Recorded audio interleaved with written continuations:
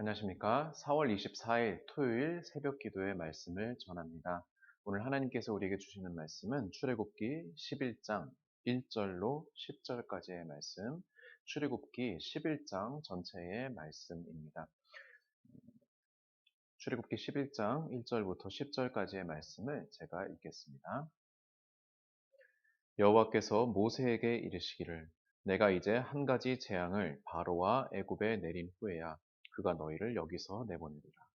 그가 너희를 내보낼 때에는 여기서 반드시 다 쫓아내리니 백성에게 말하여 사람들에게 각기 이웃들에게 은금 패물을 구하게 하라 하시더니 여호와께서 그 백성으로 애굽 사람의 은혜를 받게 하셨고 또 그 사람 모세는 애굽 땅에 있는 바로의 신하와 백성의 눈에 아주 위대하게 보였더라. 모세가 바로에게 이르되 여호와께서 이와 같이 말씀하시기를 밤중에 내가 애굽 가운데로 들어가리니 애굽 땅에 있는 모든 처음 난 것은 왕 위에 앉아 있는 바로의 장자로부터 맷돌 뒤에 있는 몸종의 장자와 모든 가축의 처음 난 것까지 죽으리니 애굽 온 땅에 전무후무한 큰 부르짖음이 있으리라. 그러나 이스라엘 자손에게는 사람에게나 짐승에게나 개 한 마리도 그 혀를 움직이지 아니하리니 여호와께서 애굽 사람과 이스라엘 사이를 구별하는 줄을 너희가 알리라 하셨나니 왕의 이 모든 신하가 내게 내려와 내게 절하며 이르기를 너와 너를 따르는 온 백성은 나가라 한 후에야 내가 나가리라 하고 심히 노하여 바로에게서 나오니라. 여호와께서 모세에게 이르시기를 바로가 너희 말을 듣지 아니하리라 그러므로 내가 애굽 땅에서 나의 기적을 더하리라 하셨고 모세와 아론이 이 모든 기적을 바로 앞에서 행하였으나 여호와께서 바로의 마음을 완악하게 하셨으므로 그가 이스라엘 자손을 그 나라에서 보내지 아니하였더라. 아멘. 오늘 우리가 읽은 출애굽기의 말씀은 드디어 출애굽기의 마지막 어, 열 번째 재앙 중에 마지막인 장자 죽음의 처음 난 것들의 죽음의 그 재앙을 예고하는 그 전장입니다. 사실 이전의 재앙들을 보게 되면은 하나님께서 예고도 하실 때도 있고 하지 않으실 때도 있으시지만 어쨌든 성경 내에 그 분량이 뭐 그렇게 뭐 10절 넘게 이렇게 기록된 게 그렇게 많지 않습니다. 그런데 이제 마지막 열 번째 재앙의 경우에는 출애굽기의 저자도 11장 그리고 12장 거의 전체에 걸쳐서 지금 기록하고 있고 나아가서 이제 이게 유월절을 다룬 또 재앙이기 때문에 그래서 13장까지도 이제 유월절, 무교절에 대한 이야기가 나올 정도로 굉장히 많은 분량을 차지하고 있습니다. 그만큼 이 열 번째 재앙은 그 전의 재앙들도 마찬가지지만 그보다도 더 하나님께서 염두에 두시고 그리고 중요하게 여기신 그러한 하나의 재앙, 사건임을 우리가 알 수 있습니다. 오늘 말씀을 보게 되면은요. 1절부터 한번 볼까요? 여호와께서 모세에게 이르시기를 내가 이제 한 가지 재앙을 바로와 애굽에 내린 후에야 그가 너희를 여기서 내보내리라 말씀하셨습니다. 여러분 어, 지금까지 수많은 재앙들을 하나님께서 바로에게 또 애굽에게 내리셨는데 이쯤 되면은 애굽 백성이 조금 불쌍해지고 바로가 좀 불쌍해질 수 있겠습니다만은 그러나 우리가 기억해야 할 것은 이 재앙 자체가 하나님의 심술이나 하나님의 투정으로 생겨난 것이 아니라는 사실이지요. 애초에 여러분 이스라엘 백성을 그냥 내보냈다면은 바로가 내보냈다면은 그러면 재앙이 내리지 않았을 것입니다. 또한 이스라엘 백성도 여러분 그냥 공짜로 이렇게 내보내는 거면은 바로가 억울하지 않겠느냐라고 생각할 수도 있겠지만 그러나 사실 또 우리가 더 깊게 살펴보면은 이스라엘 백성은 애굽의 노예들이 아니었습니다. 자유민이었습니다. 손님이었거든요.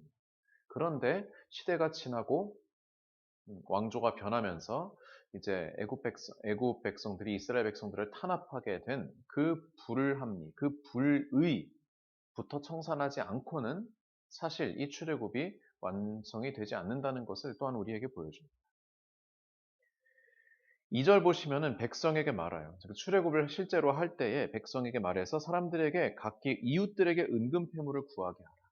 즉 그 너희 주위에 사는 애굽 사람들에게 은금 패물을 받아와라라고 이렇게 얘기합니다. 여기서 구하게 하라라고 하는 거는요. 아주 정중하게 한 푼 줍쇼라고 이렇게 동냥을 하는 것이 아닙니다.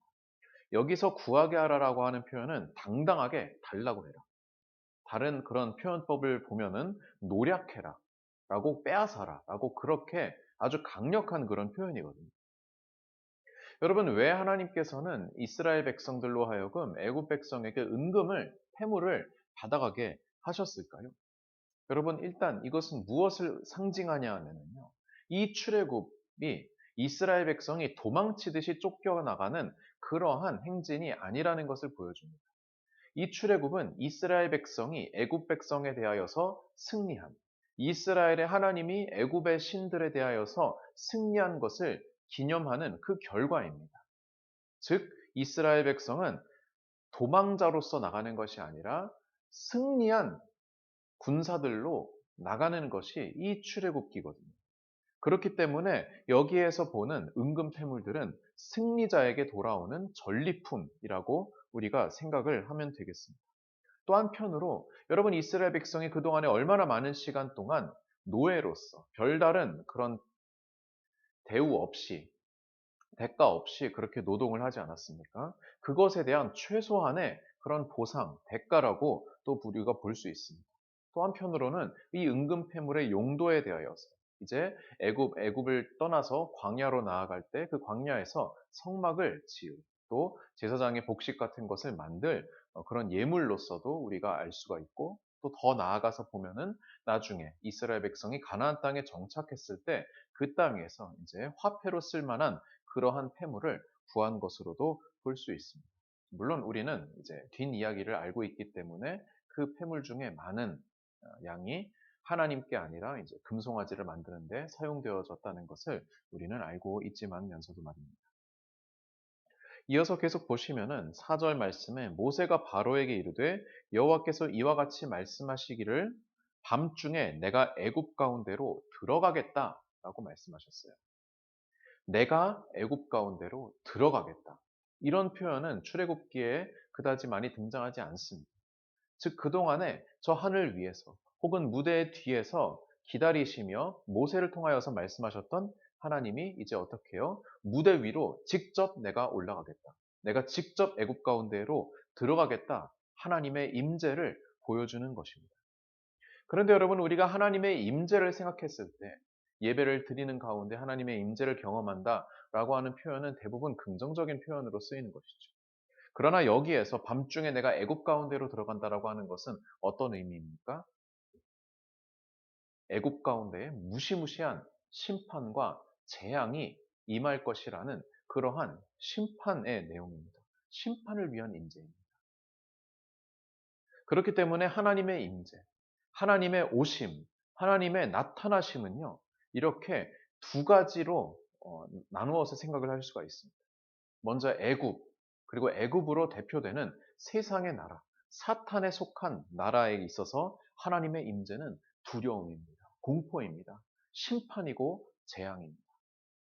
그러나 반면에 이스라엘 백성에게는 어떨까요? 이스라엘 백성과 이스라엘 백성으로 대표되는 하나님 나라 백성, 하나님의 자녀들에게 하나님의 들어오심은 진정한 해방과 자유의 그 사건이죠. 기쁨과 축제의 그 사건입니다. 그렇기 때문에 하나님의 임재는 그렇게 두 가지 속성을 지니고 있어요.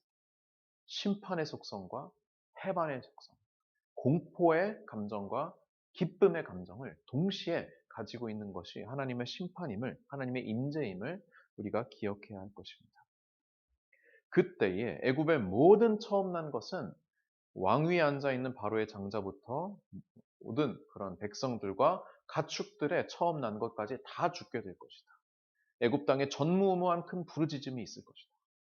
그러나 7절 이스라엘 자손에게는 사람에게나 짐승에게나 개 한 마리도 그 혀를 움직이지 않을 것이다. 여러분 개를 키워보시는 분 혹은 같은 주택단지에서 옆집에서 개를 키우는 그런 이웃이 있다면 아시겠지만 여러분 개가 얼마나 예민한 동물입니까? 예전에도 그렇게 그러했겠지요. 모르는 사람이 그냥 싹 문 앞으로 지나가기만 해도 당장에 짖고요. 택배가 와도 당장에 짖는 시끄럽게 하는 그런 동물이지 않습니까? 그런데 그 개가 혀조차 움직이지 않을 것이다. 이 가장 민감한 동물인 개조차도 잠잠할 정도로 이스라엘 백성이 사는 곳에는 아무 일도 없을 것이다. 라고 하는 하나님의 확실한 그런 안전 보장을 여기에서 또 약속하시는 거예요. 그러면서 여호와께서 애굽 사람과 이스라엘 사이를 구별하는 줄을 너희가 알리라 라고 그렇게 말씀을 하십니다.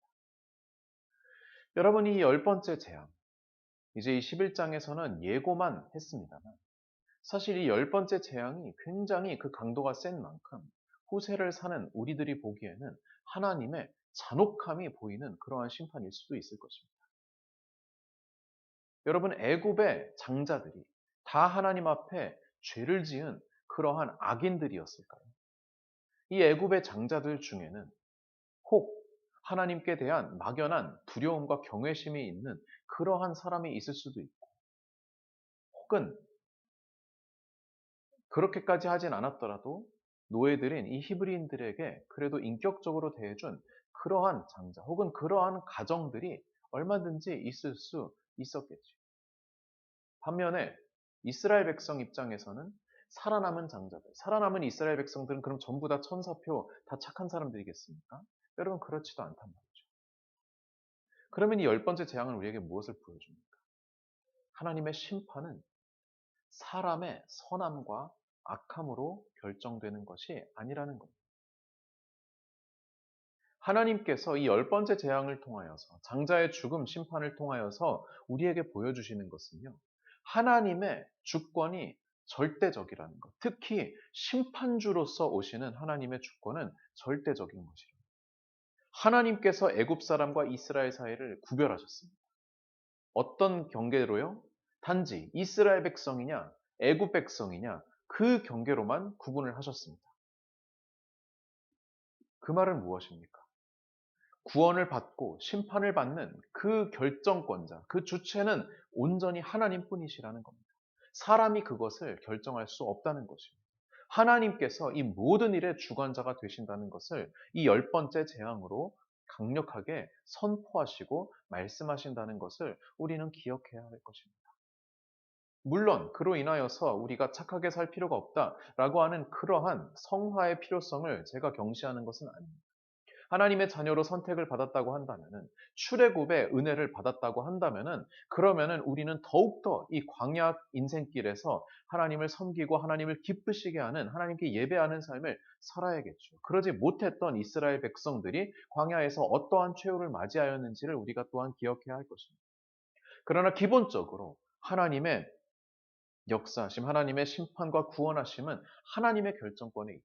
하나님께서 모든 심판을 주관하신다는 것을 우리가 기억해야 할 것입니다.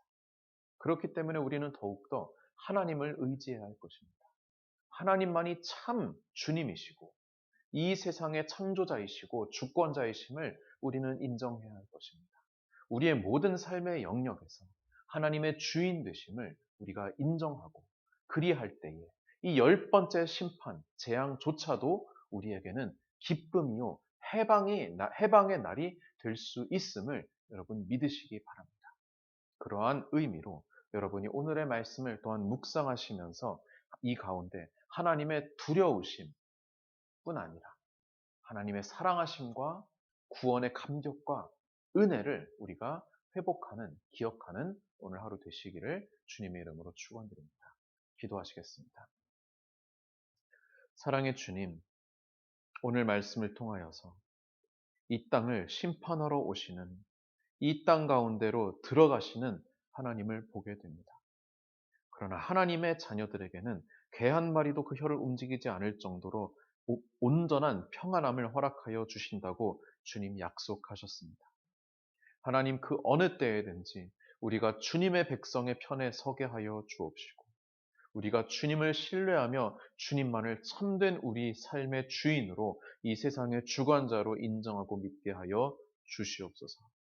이 세상 가운데 아직 주님을 모르고 주님의 주관자 되심을 믿지 못하는 이들을 긍휼히 여겨주시고 그들에게도 복음이 속히 들어가게 하여 주시옵소서.